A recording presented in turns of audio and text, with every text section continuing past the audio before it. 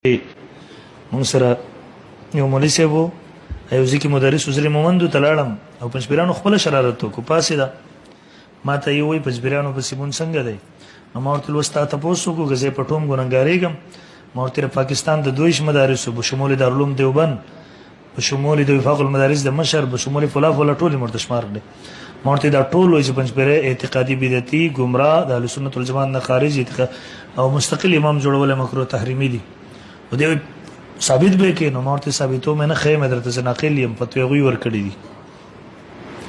نو ماته وی دارالعلوم حقانی چې فتور کړی کیږي بس نو مورته دارالعلوم حقانی دراغه وخت فتورج کې مو کې استاقیده نه وخت را شوی دارالعلوم حقانی نوې فتوا دار موږ سره پرته ده چې پنځپیره گمراه دي دغه فتوا د غم د مستقل امام جوړول مکروه تحریمي دي خبره پوهیږي ځان منه ځان کوي مناسب ځان بس ننګاره کې خلکو منځونه تباکی او چپ چاپ ورته کې نه سمجھدار زمون او پنځپيري ته چې د مور کنزل وکي نه خبکیږي په دې خبکیږي چې مصدر پسې مکروه تحریمي دي په دې خبکیږي خو مونږ نه دی ویلي کنه نو هغه مونږ سم خبره مرته کوله غوي شیخ الحدیث او د مدرسې ما مومندو کی خبر وکړو مومندو کی خلکو پسې منځونه پرې خو د امامتون نه لري قسم دی بل ورځ تیرا میدان ته لاړم لګي ورځي وشو هغه کوم ملک چې ور سره ملاو شو ما ته ویل استا بیانونه مونږ ډیر اورو هغه ورځم د بیان واورید چې پنځپیره سره مستقل امام جوړول مکروه تحریمي دي بل امام پنځپیره ورو مې وختو چې په درې ورځې خپل کډو چتاوه په دیو باندې د یو سوال راغله دیو جن پنځپیران ټول کنزل کوي لګي پټي ونه مس کنزلونه لاو بل څو ورزینه یې انتظامیه ته ورزیدا بند کړي دا نو مونږ خپل یو حق ادا کوو فرض ادا کوو مونږ کار خو نه دی په دغه مدارسو پابندي ولګو فتوی خو وی ورکړي مونږ نه دی ورکړي په مونږ ته الزام سره پاره لګي خبر نه پوي نو دی وای توي مولوي صاحب ماته شیخ الحدیث مجلس کې شروع وکړه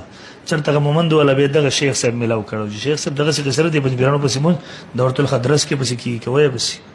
او ځان نه فتوی ور کوي نو چې به د خبره وکړه ول ما پسې د فتوجات راوړو د چې وکاته نو ما ته وې ما خو خلکو منځونه تبا کړی دي نو ما ورته له شیخ ته بدی ویل او ځبه دروغته وکنه ما برته داخله د الله باندې به تحقیق فتوی ورکه او زه دې ټول خلکو رمنځونه ثواب به مقه شیخ صاحب ته رسیږي چا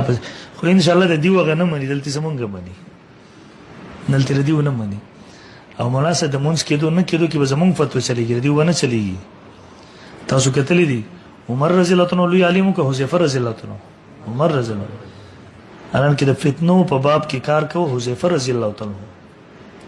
کله چې څوک وفات شو عمر رضی الله فرمایل تاسو ګورئ چې حذیفه په کې د رضی الله عنه کاو پکې و دیو برغه جنازه کې بورو کاو پکې نو به دیم جنازه ته نه راتلو نو په دې باب کې فتوا زمونږ چلیږي ذکر فتنو خلاف مونږ لګیاو کار کو دغه ستا فتوا نه چلیږي دغه زمونږ د فتوی اعتبار خو بیا مونږ خپل فتوا نه ورکو یار دیو فتوی ورکړي تر سره غنه منی زیدر ته نقل کوما چلو بس مونږ ویل اوس که څوک منی کنه منی مونږ خپل غاړه خو آزاد کړه کنه تاسو خپل غاړه آزاد کړئ خمولیانو او ګور الله ته ځان ګناګار مساتئ ما ته ولی پسې نه کیږي نو مورته دیوبندیت نه انکار وکړ به ورته ولې دروخه مخ ته ولې دیوبندیت چلی وي بس چلو ما ورته په دې را سره کې موږ در پسې مکروه تحریمي دي ما ورته چلو په دلایل میدان لګو زره خپل کابر د فتاوجات په دلایل سره درته ثابت نو بس پوری لګو تاسو کافران یې مشرکون یې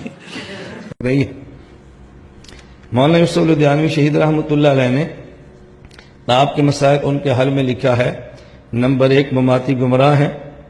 نمبر 2 ان کے پیچھے نماز نہیں ہوتی نمبر 3 ان سے کی تقریر سننا ناجائز ہے نمبر 4 ان سے تعلقات رکھنا بھی ناجائز ہے یہ میرا فتویٰ نہیں ہے حضرت مولانا یوسف لدھیانوی شہید کا ہے میں صرف ان کا فتویٰ نقل کرتا ہوں آپ کو ناقل پر غصہ آتا ہے اور فتویٰ لکھنے والے پر غصہ نہیں آتا کیوں ان پر غصہ نکالیں گے تو سامنے سے آپ کو جواب ملے گا اور مجھ پر غصہ نکالیں گے تو آپ کو شاباش ملے گی بہت اچھا تو نے مولانا لیاز گومن پہ غصہ نکالا ہے اور میں